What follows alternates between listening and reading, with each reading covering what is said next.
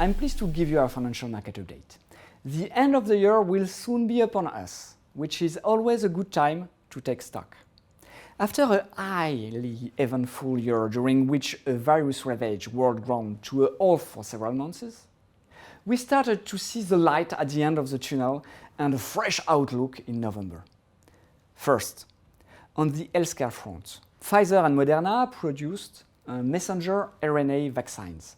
This innovative method transmits the necessary building blocks to our cells so that our bodies can create the defenses it needs against the coronavirus.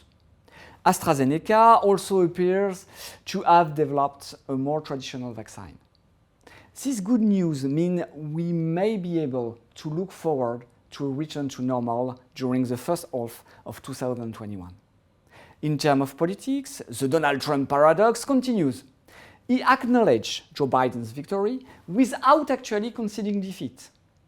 However, this should at least enable the transition to take place. In light of this progress, the new president elected began announcing his first choices for his future cabinet, including former Federal Reserve Chair Janet Yellen as Treasury Secretary, an appointment that was warmly welcomed by the financial markets. In economic terms, living conditioning in the US deteriorated in November. PMIs declined in Europe, and a recovery starting to take shape in Asia. Of note is that central banks in developed countries could announce further support measures in December. As I'm sure you are aware, the markets made considerable gains this month. With its almost 13% gain in November alone, the MSCI World posted its best ever monthly return. European equity led this widespread rise for once, with the MSCI EMU gaining over 17% and the CAC 40 up more than 20%.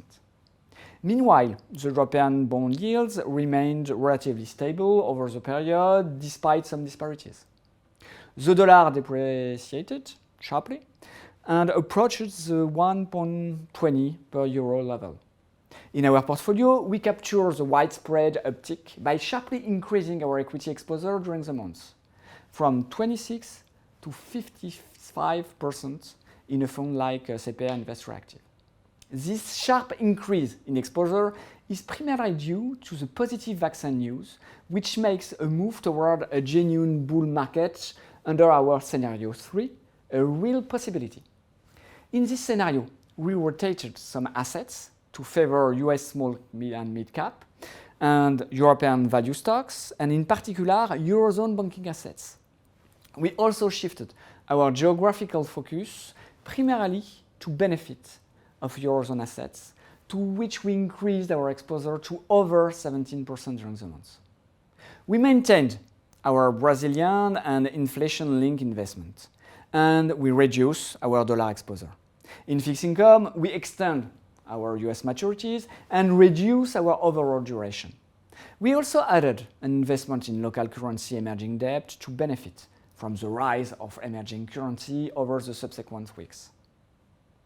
After this remarkable month, in December, we will be preparing the portfolio for 2021 and determining the theme that we believe will deliver the best medium-term growth. The recent drop in volatility in the Eurozone could lead us to re-implement hedges to smooth the impact of short-term fluctuations. And that's it for our November review. Goodbye.